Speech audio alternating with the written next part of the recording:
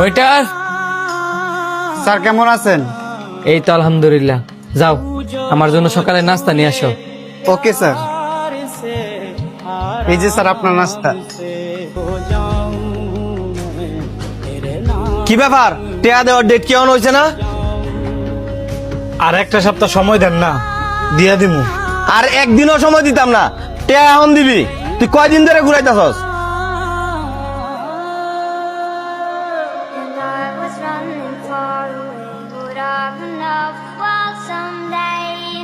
ভাই আমি তো আপনার সবটি দিয়ে দিছি, খালি তো আর 50,000 টিয়া নে বাকি।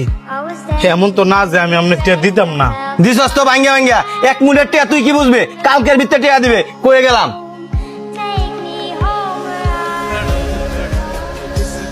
অন্তর, তোমার মা জন্য কওছে আমার নাই তো? জি ভাইয়া, আমাকে ডাকছেন?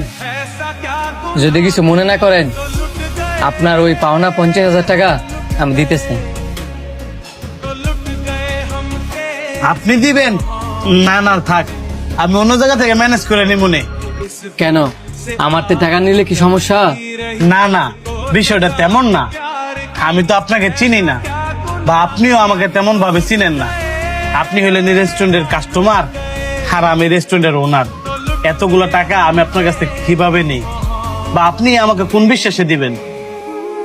বিশ্বাসের কথা কইলেন, বিশ্বাস আছে বলেই তো আপনার শেফকে না চেনার পরেও আপনার শেফের রান্না করা খাবার আমি খাইছি।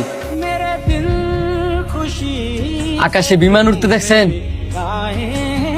বিমানের পাইলটকে মানুষ বিশ্বাস করে বলেই হাজার হাজার মানুষ বিমানে ওঠে। গাড়ি চালকরে বিশ্বাস করে বলেই মানুষ গাড়িতে ওঠে। নাবিকরে বিশ্বাস করে বলেই কিন্তু মানুষ জাহাজে ওঠে। পৃথিবীতে এখনো বিশ্বাস বাইচে আছে, কিন্তু বিশ্বাসের মর্যাদা মানুষ দিতে পারে না বলেই মানুষ মানুষকে এখন বিশ্বাস করে না। সবাই ভুল বুঝে। আমিও কিন্তু আপনারা বিশ্বাস করতাম না, যদি কিনা আপনি রেস্টুরেন্টের কিছু না হতো। এটা কিন্তু বিশ্বাসের দোষ না, আপনার আমাদের মতো মানুষেরই দোষ। আমার কথা কিছু মনে করবেন না, আমি বুঝি একটা হচ্ছে ইচ্ছাকৃতভাবে সমস্যা, আর একটা হচ্ছে অইচ্ছাকৃতভাবে সমস্যা।